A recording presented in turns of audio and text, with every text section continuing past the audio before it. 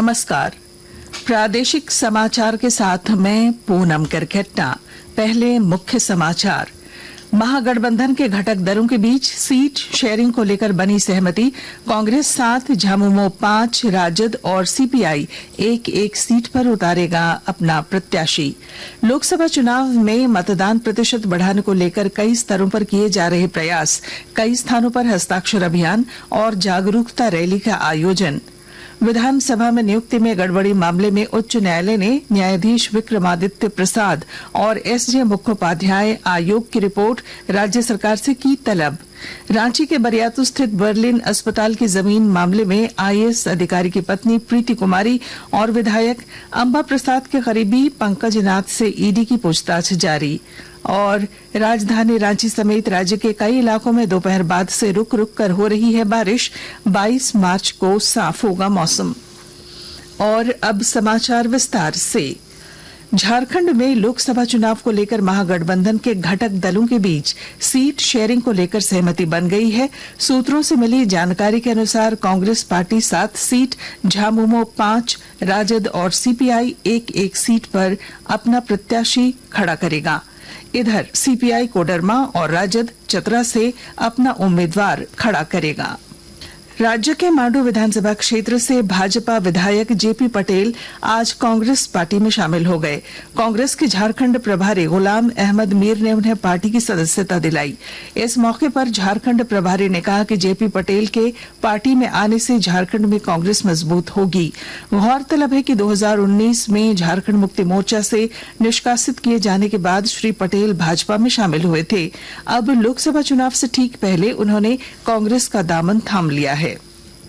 राज्यसभा सदस्य और भाजपा के पूर्व प्रदेश अध्यक्ष दीपक प्रकाश ने जेपी पटेल के कांग्रेस में शामिल होने के सवाल पर प्रतिक्रिया व्यक्त करते हुए कहा है कि यह लोकतंत्र की खूबसूरती है। उन्होंने कहा कि भाजपा कैडर आधारित पार्टी किसी एक विधायक के आने और जाने से कोई फर्क नहीं पड़ता। इधर भाजपा के वरिष्ठ नेता अमर कुमार बाउरी ने प्रतिक्रिया व्यक्त करते हुए कहा है कि सभी राजनेता अपने हिसाब से राजनीति करते हैं। श्री बाउरी ने कहा कि भाजपा अपने विचारधारा के साथ आगे बढ़ रही है। लोकसभा चुनाव में मतदान प्रतिशत बढ़ाने को लेकर कई स्तरों पर प्रयास किए जा रहे हैं। बोकारो जिले के फुसरो में मतदाता जागरूकता रैली निकाली गई। इस दौरान स्लोगन के जरिए आम जनों से मतदान के दिन मतदान करने की अपील की गई।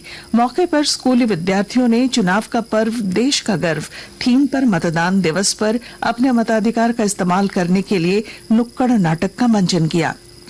उधर धनबाद जिले में 100% मतदान सुनिश्चित करने और मतदाताओं को उत्साहित करने के उद्देश्य से स्वीप कोषांग की ओर से मतदाता हस्ताक्षर अभियान चलाया गया।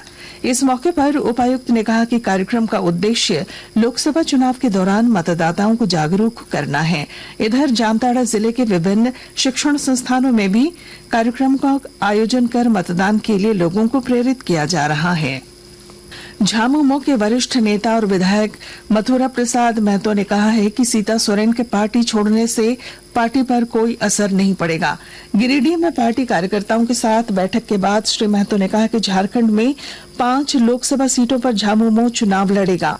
उन्होंने कहा कि जल्द ही पार्टी के प्रत्याशियों की घोषणा कर दी जाएगी। इस बीच पूर्व मुख्यमंत्री हेमंत सोरेन की पत्नी कल्पना सोरेन 2 दिवसीय दौरे पर आज गिरिडीह पहुंची। श्रीमती सोरेन जिले के बेंगाबाद में झामुमो कार्यकर्ताओं के साथ बैठक में शामिल हुई। लोकसभा चुनाव में पलामू जिले के बुजुर्ग मतदाताओं को पोस्टल बैलेट की सुविधा उपलब्ध कराई जाएगी। विस्तृत जानकारी दे रहे हैं हमारे संवाददाता। लोकसभा चुनाव में 85 वर्ष की आयु से अधिक उम्र के बुजुर्ग मतदाता अब घर बैठे मतदान कर सकेंगे। उनको पोस्टल बैलेट से मतदान करने की सुविधा मिलेगी। इसे लेकर भारत निर्वाचन आयोग की ओर से आदेश जारी कर दिया गया है। भारत निर्वाचन आयोग के निर्देश के अनुसार पलामू जिले के 85 वर्ष से अधिक आयु वर्ग के मतदाताओं को मतदान के लिए पोस्टल बैलेट की सुविधा उपलब्ध होगी।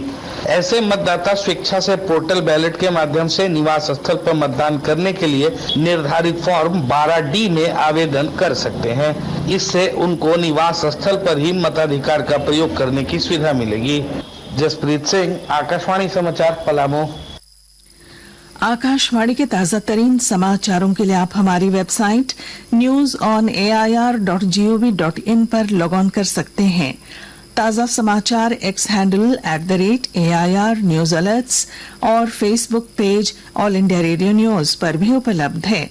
आप प्रादेशिक समाचार एकांश के एक्स हैंडल @AIR न्यूज_रांची और फेसबुक, इंस्टाग्राम पेज तथा YouTube channel AIR news Ranchi पर भी हमारे बुलेटिन सुन सकते हैं। प्रादेशिक समाचार आप आकाशवाणी रांची से सुन रहे हैं। झारखंड उच्च न्यायालय में आज विधानसभा में नियुक्ति गड़बड़ी मामले में शिव शंकर शर्मा की ओर से दायर जनहित याचिका पर सुनवाई हुई। मामले में उच्च न्यायालय के न्यायमूर्ति सुजीत नारायण प्रसाद की अध्यक्षता वाली खंडपीठ ने राज्य सरकार को अगली सुनवाई में विधानसभा नियुक्ति से संबंधित जस्टिस विक्रमादित्य प्रसाद की रिपोर्ट के साथ साथ SJ मुखोपाध्याय आयोग की रिपोर्ट भी प्रस्तुत करने का निर्देश दिया।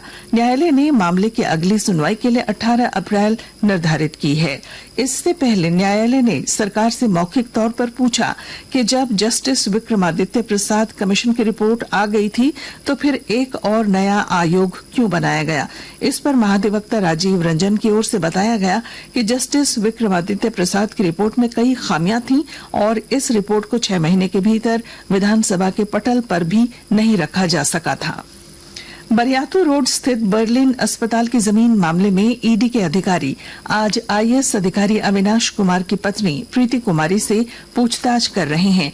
इधर विधायक अंबा प्रसाद के करीबी पंकज नाथ से भी ईडी के अधिकारी पूछताछ कर रहे हैं। जैसा कि आपको मालूम हो कि 12 मार्च को जबरन वसूली, लेवी, अवैध बालू खनन और जमीन पर अवैध कब्जा करने को लेकर ईडी ने अंबा प्रसाद और उनसे जुड़े 20 ठिकानों पर छापेमारी की थी। कुछ संक्षिप्त खबरें। झारखंड शिक्षा परियोजना की ओर से राष्ट्रीय आविष्कार अभियान के अंतर्गत रानी पद्मिनी राजकीय कन्या उच्च विद्यालय परिसर में जिला स्तरीय विज्ञान प्रदर्शनी का आयोजन किया गया। इसमें जिले के विभिन्न स्कूलों के वर्ग 6 से लेकर 12वीं तक के विद्यार्थियों ने अपना मॉडल प्रस्तुत किया। देवघर पुलिस ने शिवगंगा इलाके से 5 संदिग्ध लोगों को अवैध हथियार के साथ गिरफ्तार किया है। संदिग्ध लोगों के पास से एक हथियार और लगभग 1.5 दर्जन कारतूस बरामद किए गए हैं। पूर्वी सिंहभूम जिले के तुरामडी टावर ग्राउंड में हो समाज की ओर से 23 और 24 मार्च को माघे पोरब का आयोजन किया जाएगा। इसमें झारखंड के अलावा ओडिशा और पश्चिम बंगाल के 25 से अधिक सांस्कृतिक दल शामिल होंगे। साहिबगंज के उपायुक्त हेमंत सती की अध्यक्षता में होली को लेकर शांति समिति की बैठक हुई। बैठक में उपायुक्त ने पदाधिकारियों को कई निर्देश दिए। सरायकेला खरसावां जिले के आदित्यपुर गम्हरिया क्षेत्र में पिछले 4 दिनों से घूम रहे एक तेंदुए से लोगों में दहशत का माहौल है। और अब मौसम। राजधानी रांची समेत राज्य के कई इलाकों में आज दोपहर बाद गरज के साथ रुक रुक कर बारिश हो रही है। इस दौरान कई इलाकों में ओलावृष्टि भी हुई। मौसम विभाग ने बताया कि राज्य में कल आंशिक रूप से बादल छाए रहेंगे और मौसम शुष्क रहेगा। मौसम विभाग ने बताया कि 22 और 23 मार्च को आमतौर पर मौसम साफ रहेगा। और अब बुलेटिन के आखिर में मुख्य समाचार एक बार फिर। महागठबंधन के घटक दलों के बीच सीट शेयरिंग को लेकर बनी सहमति। कांग्रेस 7, झामुमो 5, राजद और CPI एक सीट पर उतारेंगे अपने प्रत्याशी। लोकसभा चुनाव में मतदान प्रतिशत बढ़ाने को लेकर कई स्तरों पर किए जा रहे प्रयास। कई स्थानों पर हस्ताक्षर अभियान और जागरूकता रैली का आयोजन। विधानसभा में नियुक्ति में गड़बड़ी मामले में उच्च न्यायालय ने न्यायाधीश विक्रमादित्य प्रसाद और SJ मुखोपाध्याय आयोग की रिपोर्ट राज्य सरकार से की तलब। रांची के बरियातू स्थित बर्लिन अस्पताल की जमीन मामले में IAS अधिकारी की पत्नी प्रीति कुमारी और विधायक अंबा प्रसाद के करीबी पंकज नाथ से ईडी की पूछताछ जारी।